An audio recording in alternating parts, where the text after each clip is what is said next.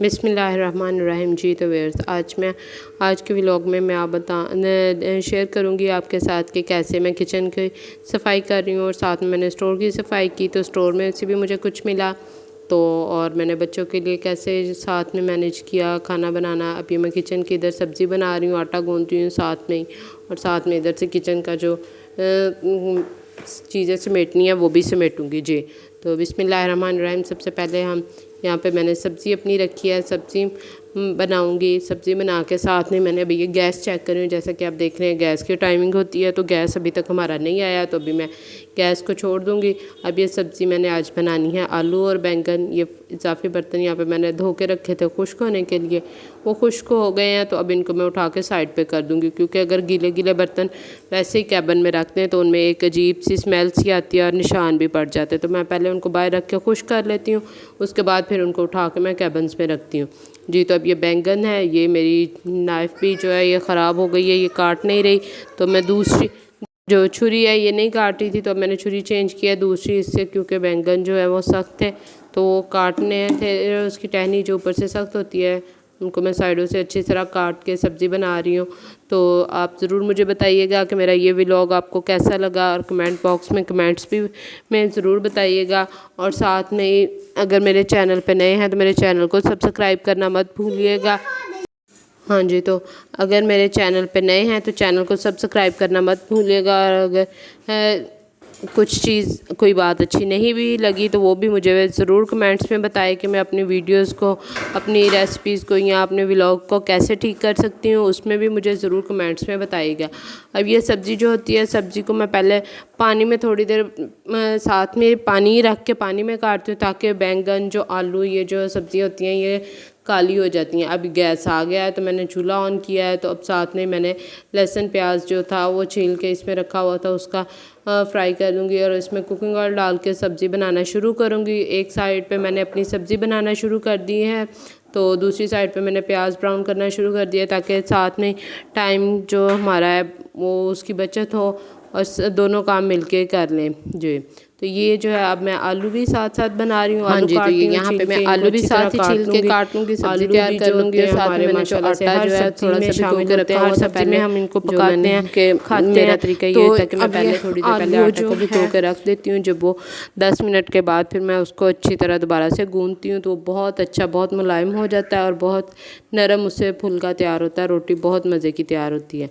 जी तो ये मैं जल्दी जल्दी आलू जैसे कि बता रही हूँ कि सब्ज़ी काट लिया है, तो दूसरी साइड पे हमारा उधर लहसुन प्याज जो मैंने रखा था मसाला वो भी तैयार हो जाएगा। साथ साथ मैं मसाला बना लूँगी और साथ साथ सब्ज़ी। इस तरह टाइम कम में भी चीज़ों को मैनेज करने का ये होता है कि चले ठीक है, एकदम से कभी कुछ ज़्यादा करना पड़ जाता है, तो फिर टाइम के हिसाब से चीज़ों को मैनेज करना भी आना चाहिए मेरे हिसाब से। तो अगर नहीं कुछ ठीक होता, अब सब्ज़ी बनाते वक्त ध्यान से सब्ज़ी बनानी चाहिए। अक्सर औकात कभी भिंडी या कोई और सब्ज़ी भी होती है उसमें कीड़े वगैरह निकल आते हैं या कोई और चीज़ ख़राब होती है, तो ध्यान से उसको तरफ ध्यान से कि जो ख़राब पार्ट हो वो उसको निकाल लें। और सही से पहले तो सब्ज़ी लेते वक्त ही ध्यान रखना चाहिए कि अच्छी साफ़ सुथरी सब्ज़ी ली जाए, लेकिन बाज़ औक़ात ऐसे होता है कि कुछ आ जाता है ख़राब, तो फिर उसको आराम से इस्तेमाल करना चाहिए। जी तो सब्ज़ी बना ली है मेरी। सब्ज़ी तकरीबन आलू मैंने जितने काटने थे वो मेरे मुकम्मल हो गए हैं, सारे नहीं काटने, ज़्यादा होते हैं तो अक्सर घर में कोई 2-1 आलू इजाफी पड़ा रहता है।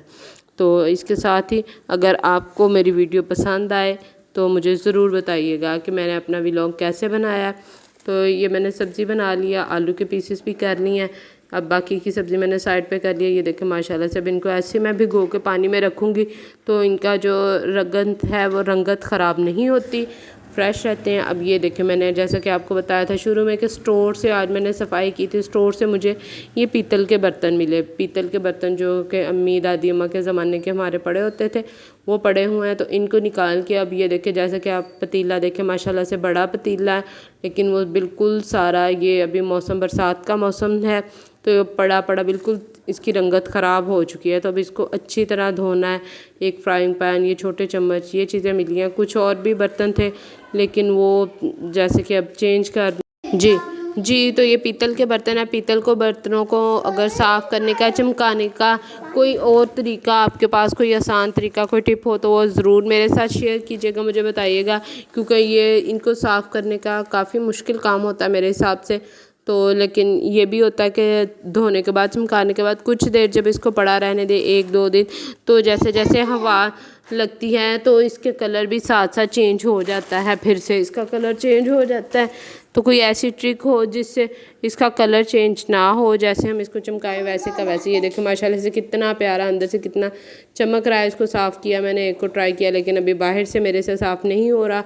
अभी मैं इसको फिर भी लिक्विड के साथ इसको साफ़ करने की कोशिश करूँगी, इसको अच्छी तरह साफ़ कर लूँगी, फिर उसके बाद मैं आपको दिखाऊँगी कि ये कैसे लग रहे हैं। तो इसके साथ ही अब जी बच्चों की फरमाइश आ गई है मिल्क शेक पीने की, तो एप्पल मिल्क शेक पीना है। तो इसके लिए मैंने एप्पल छील लिए हैं और उसके साथ मेरे पास पड़ी हैं बर्फ़ी के 2-3 पीसेस घर में, जैसे कि मिठाई आई थी तो खाने के लिए पड़े हुए थे। उन पीसेस को भी मैं मिल्क शेक में शामिल कर लूँगी। तो ये हमारा बहुत मज़े का टेस्टी सा लिक्विड मिल्क शेक बन जाएगा। इसमें अब मैंने चिल्ड दूध जो ठंडा बिल्कुल फ्रीज़र का, इसमें बर्फ़ मैं कम इस्तेमाल कर रही हूँ क्योंकि दूध को सुबह से मैंने फ्रीज़र में रखा था, वो ठंडा है, तो उसी से मैं मिल्क शेक बनाऊँगी बग़ैर बर्फ़ के। बच्चों को बहुत ज़्यादा ठंडा भी नहीं इतना मज़े का लगता, तो वो बना दिया है। और साथ में मेरे आज घर में पड़ी हुई थी मलाई से मैंने मक्खन तैयार किया है। ये देखिए माशाल्लाह से मक्खन कितना मज़े का, कितना ज़बरदस्त मेरा बन के रेडी हुआ है। तो अब वो जल्दी से मैं इनको अलहदा लगा दूँगी। ऐसे ही ये ब्रेड पे लगा के भी खा सकते हैं। मक्खन का पराठा बहुत शौक़ से बच्चे खाते हैं, तो मक्खन का पराठा भी बना लेती हूँ। तो साथ में जो चीज़ें आप खाते हैं तो उनको तो पता होगा, ये देसी घी और मक्खन का पराठा कितने मज़े का बनता है जी। तो अब मैं इसको, हाँ जी, तो ये मक्खन हमारा बन के तैयार हो गया। इसे मैंने गरम नहीं करना, as it is as a ठंडा मक्खन ही हम लोग इस्तेमाल कर लेंगे, खा लेंगे, क्योंकि जैसे कि मैंने बताया अब ये साथ में बच्चों को अब खाने का टाइम हो गया है। तो आज की रूटीन में अब बच्चों के लिए मैंने मीठी सेवइयाँ बनानी है और कुछ कभी नमकीन और कभी मीठा चीज़ कुछ ना कुछ बनाते हैं।